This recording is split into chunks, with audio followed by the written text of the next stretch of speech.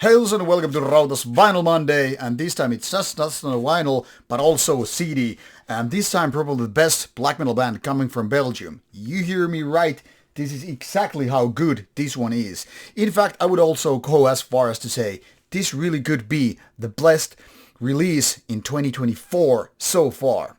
So, let's do it. Serpents Oath is here with their third album, Revelation. The two previous albums which I got to review, also quite nice, but this is like 2 levels higher, easily.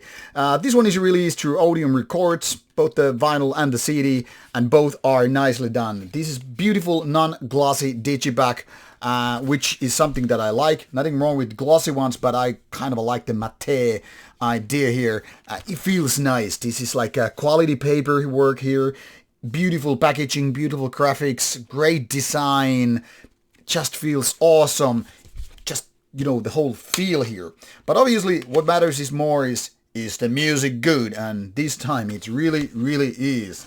To be honest, based on the two previous albums, which were quite nice but not great, I wasn't expecting too much. I was expecting something like a natural continuation to that, meaning yet another dose of fierce, fast, classic black metal, but nothing out of ordinary. The kind of a black metal that is easy to listen, but also way too easy to forget. You know, the kind of stuff you go for a festival, see for a few songs, and then you're like, okay, let's go for a beer. This is pretty good, but not that good that I will watch the whole show. And now I feel like, okay, these guys proved me wrong. They proved me like, okay, let's fucking nail it. Let's kill the guy in Finland with our music. Let's make so good of an album he will just, choose his words more carefully and choose to go with like, wow. And yes, this is really that good. I gave this quite a few spins because first of all it was good, and I felt like I still need to give it a more go in order to kind of describe it. As you can see, this is also non-glossy with some nice details here which will shine when the lights hits them, it's kind of lacquer, I think. But anyway, beautiful release. And as you can see, this is gatefold. So all the musicians here are nicely done. There's nothing inside here. Both are, both the vinyl and the inlay are sitting on my lap nicely, and I will show it to you as well, obviously. So here you have the lyrics, much like on the CD, with beautiful graphics, and the other side, side B, side A.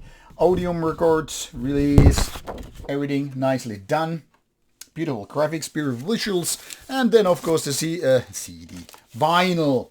It's vinyl, you idiot. That's me, the idiot, not you people. 180 grams, maybe. Quite sturdy. Yeah, I feel like it's like that, so it's not one of those really flippy ones. Alright, let's go for the Serpents Oath Metal Archive site for more information. Themes, occultism, darkness, satanism. So here we go, classic. And the guys are kind of a corpse paint meets blood kind of a look. You've probably seen it before, but hey, it's a classic, it works. So, 3 albums in. The first ones came out pretty quickly after the band was founded in 2020. So, obviously, they were kind of like likely to do the first mistakes and not delivering the first few blows quite quickly, because when you have a new band, you obviously put all the first ideas there. You don't probably hone or polish it too much, you just go with it. The second album pretty much continued where the first album left off. Nothing wrong, like I said, these are pretty good of an album. But now 2 years after the second album, now it seems like the guys have opened a new coffin. And this new coffin is filled with treasures and bones. Treasures, I was gonna say. Anyhow, 12 tracks, 47 minutes. Pretty classic of an output, meaning the songs are never too lengthy, but they are not like 2-minute grindy ones. So around 4 or 5 minutes, give or go. And it never feels like they're overextending their stay, which is, in my opinion, very important. I go always so much about how the song length means to a song, means to an album. Why so? Because a lot of bands fall too much in love, and then they're like, let's go for 7 minutes. And you're like, you're doing a blast metal song. Blast metal, I mean really blast beat.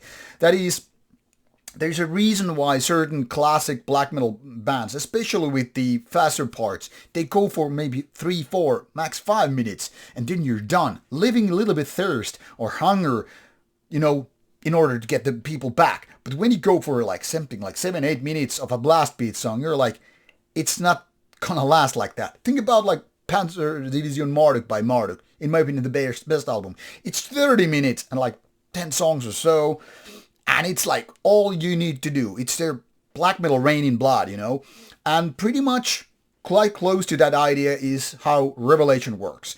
Never going to overextend their stay, even though there are a couple of songs over 6 minutes marks. But it still is more focused with the given tracks. So there's a lot of aggression, lots of intensity, lots of like the machine gun fire which Marduk is known for. I'm keeping saying Marduk here because there are actually quite a lot of similarities. Serpents Oath might be next to unknown band to a lot of you guys out there.